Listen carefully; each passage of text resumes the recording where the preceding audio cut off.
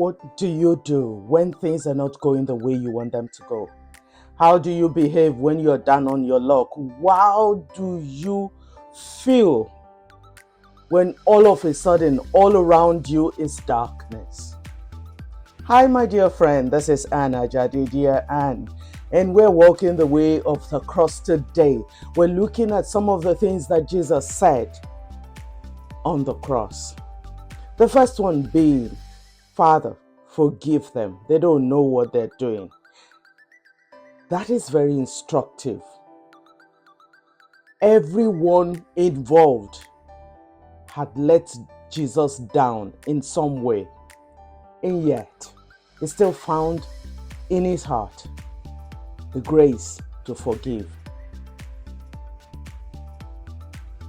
How do you deal when the folk who are supposed to stand with you have abandoned you? What do you do when the one that you trusted the most betrayed you the most? Jesus showed us how to go. He said, forgive them.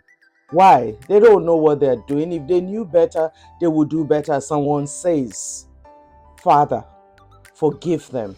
They don't know what they're doing. The reason is simple. The cause is higher than them. They are just instruments in the way of your journey. Let's look at another thing Jesus said. He looked at the thief who acknowledged, who said to him, Oga, when you get to your kingdom, I would like to be with you. Will you remember me in your kingdom? Jesus said to that person, he said, today you will be with me in paradise. Who is on their deathbed and they're still thinking about another soul for Jesus? Hey, listen, my dear friend, if you claim to be Christian, no matter what you're going through, you may even need salvation at that point. But remember, your master Jesus was all about souls. It didn't matter that the person involved had been a criminal all his life. As far as Jesus was concerned, another soul that repented was worth saving, and he did so. Are you going to follow suit? Are you going to be like Jesus and follow the way of the cross? Are you going to be like Jesus and look after souls, even though you are in pain yourself? Jesus said again, he was on the cross. He looks at John, his disciple. He said, son, behold your mother. And he looks at his mother, mother, behold your son. He was in pain.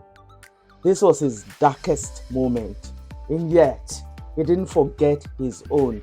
My dear, I know you have trouble. I know that times are not good for you now. But do you remember that you still have a family? Do you remember your parents? Do you remember your siblings? Do you remember your friends? Jesus knew you could still do something. It means that even in your lowest, at your lowest, in your darkest moment, you still have something to offer. Jesus made sure that his mother was not alone. Even at that time, he took care of his mother. Do you take care of your own, even though you need care yourself? What that shows is that you are mature, is that you are grown, and you do not use your pain as your excuse to abandon your responsibility. His mother was his responsibility, and even in death, he made sure his mother was okay. Yes, Jesus was facing a lot of pain. There were all kinds of conflictions going on. Don't forget, at this point in time, Jesus was man, and he had the weight of the sin of the whole world upon his shoulder.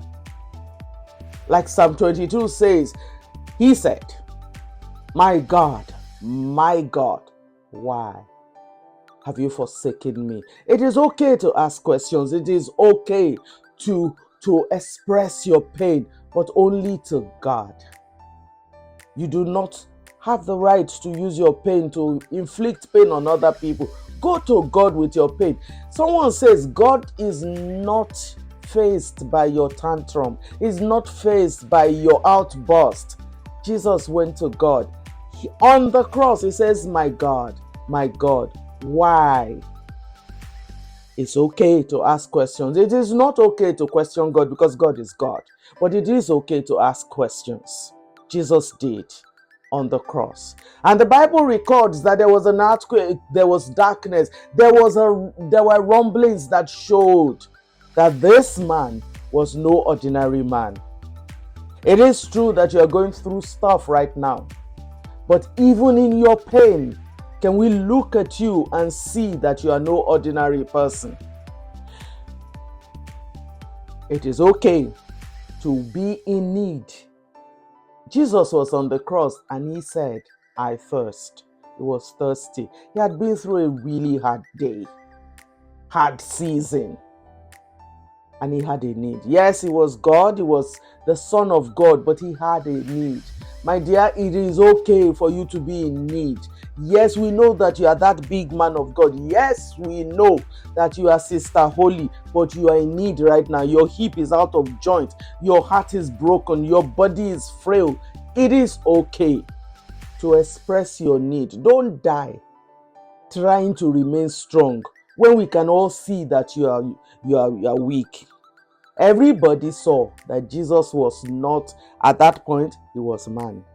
We also see, people can see, you know that song, that story of the man that dances, the king that dances naked? You are the only one that is fooled. My friend, don't pretend when something is biting you.